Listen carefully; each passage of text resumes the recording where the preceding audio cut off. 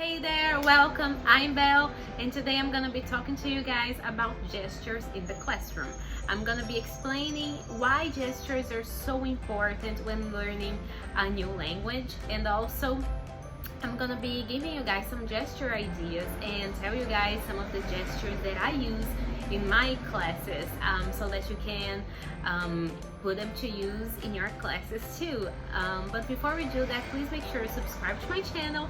I put a new video every single Friday, and also turn on your post notifications and click the bell so that YouTube tells you when I post a video. Make sure that you are subscribed because YouTube has been, unsubscribing people from my channel, not only my channel but channels in general. So check if you are subscribed. Also, don't forget to turn on your post notifications and give this video a thumbs up before we start this video. Just real quick before this video starts, I just want to ask you guys to go follow me on Instagram because I post every single day on my stories, and I always talk about education. I have a highlight about education, and I also post a lot of things every day about education, a lot of activities, techniques, approaches, things that I do, things that I don't do, a whole lot of things, and you can only see that on my Instagram. So please follow me on Instagram. The link will be in the description down below. So yeah, okay, have you done that?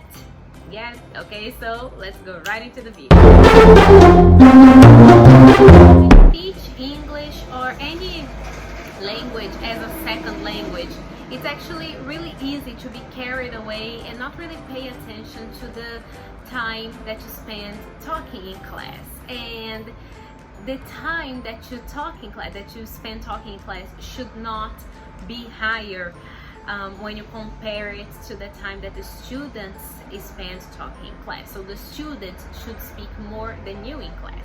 So I often see a lot of teachers getting confused when it comes to the role, to their role in the classroom, because the teachers are not supposed to be protagonists. Actually, the students are supposed to be the protagonists, and the teachers are there to make that happen.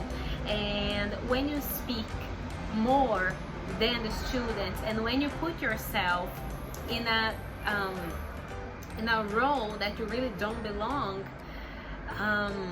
it becomes a lot harder for you to have the students speaking more than yourself. So the first thing that I want to talk about is how gestures can help you reduce the amount of time that you spend talking in class. That's called the TTT, the teacher talking time. So the teacher talking time should not be higher than the student talking time, the STT. So that's the first thing you should keep in mind, okay? The time that you spend speaking. So when you speak, when you do open your mouth to speak in class, you should definitely choose your words wisely, because you should use meaningful words when you speak, and not just speak for the sake of speaking. You should be speaking with a purpose in class. So when you use gestures, that automatically reduces the TTT, because you don't speak, you just show it and not just say it. And it becomes a lot more meaningful for the students too, and a lot more fun. And not only if you teach children, but if you teach teens and adults, it becomes a lot more fun as well. So gestures are also very important, so that you don't translate in class. Because I know that sometimes, especially if you have a group of beginners, it's easy, very easy for a teacher again to be carried away and start translating left and right. That's not what you should be doing. You should be using gestures instead. One thing that you should think about when you think about gestures is that when you do it the first time, the second time, the third time, maybe the fourth time, the students will still be getting used to it. So the thing with gestures is you should be patient, and the gestures should be simple, okay? The simpler the gestures are, the easier it'll be for the students to comprehend what it means, and to also reproduce these gestures as well. Because especially if you teach children, you'll notice that after sometimes they start doing it with you, which is lovely, which is really, really awesome when they start doing it the same time as you do it. You feel like mission accomplished, and they learned the gesture and they learned what it means. And it's really cute because sometimes they tell their friends, okay, don't do this, that's what it means, you can't do this now, or you have to do this now, that's what it means. So now I'm gonna be showing you some gestures that I do with my students, and that are very, very, very successful because I do this all the time with new students, old students, and they work amazing, and I'm sure they're gonna work for you as well. So the first one is for not only for beginners, I feel like for every single group. When they have to talk, when it's a speaking activity, I say, okay, talk or speak. So I always use this gesture that they have to, you know, produce something and talk to each other. So if they have to talk to each other, I do something else too. Talk to each other in pairs. So this is the gesture for pairs, okay? Talk in pairs, okay? If it's in trios, I say talk in trios. Talk in trios. And if they ask, okay, can we talk in pairs? Trios, okay? You don't have to keep repeating trios. You can just show, you know. So they understand that they're supposed to be talking in trios and not in pairs. So talk, you know, trios, pairs. So this is something that I do very often. Also, listen, the classic listen. I show my ears and I do this. If it's taking them a while to understand what I mean, I say listen. Okay, and sometimes I mean the first times I even say listen to me. Okay, 1, 2, 3, listen to me. Also look. So look. So look is also very, very effective. I do it all the time and it works. Again, not only with children, I do this with every single group, and I feel like if I buy it, they will buy it too, and it will be easier for me to explain something without having to repeat time after time. So again, after a couple of times, after the first few times, you don't have to say it, you just have to do this. And they know what you're talking about, or do this. And they know what you're talking about, do this.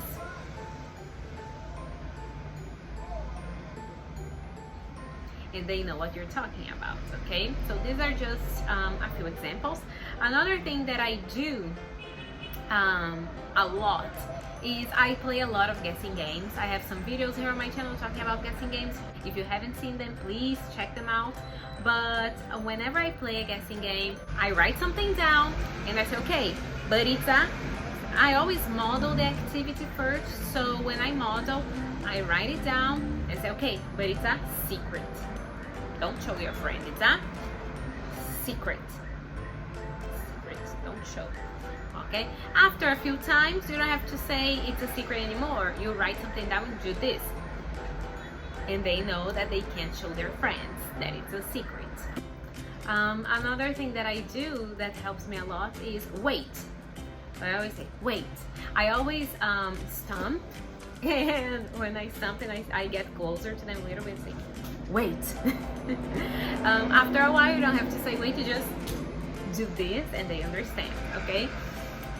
Also, when they have to raise their hands, I ask a question, especially if I have a very you know, a great group and everybody wants to speak, wants to answer the questions, and I ask a question and I do this. When I do this, they know that they have to be silent and not, you know, talk together, because I won't be able to understand anyone if they talk together.